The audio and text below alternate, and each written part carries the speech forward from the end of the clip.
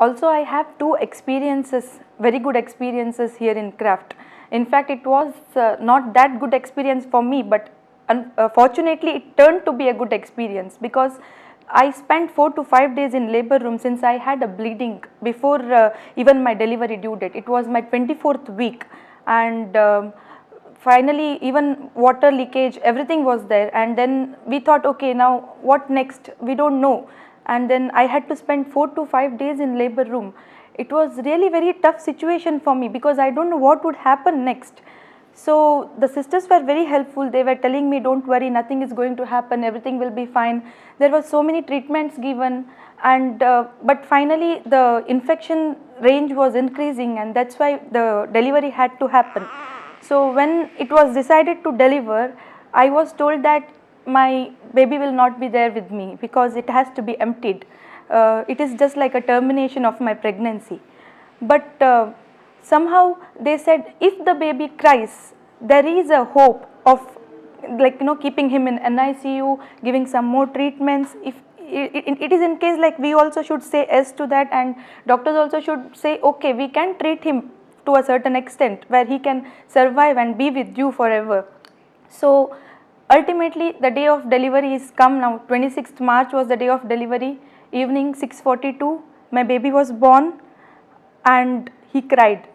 That was really a miracle for me, and it was all because of the support of the doctors also, because for a pregnant woman, it should be doctors and the sisters who should encourage, who should support.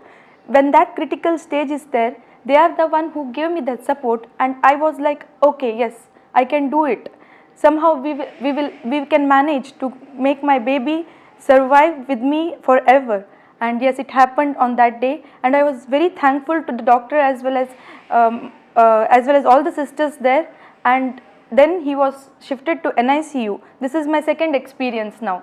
I met the doctors, and doctors said he had apnea, a breathing problem, and there are several other problems might come in future also, which might the situation would go worse. And then because they are mentally preparing us, in fact, that whatever may happen, you should be ready to accept it. That is why they advised us, these treatments we are going to do, this might happen, this might not happen, and everything on the first day itself. And then we agreed, and then he was in NICU for 2.5 months, in fact, and then the treatment was ultimately good, and he also responded well. That is another miracle actually.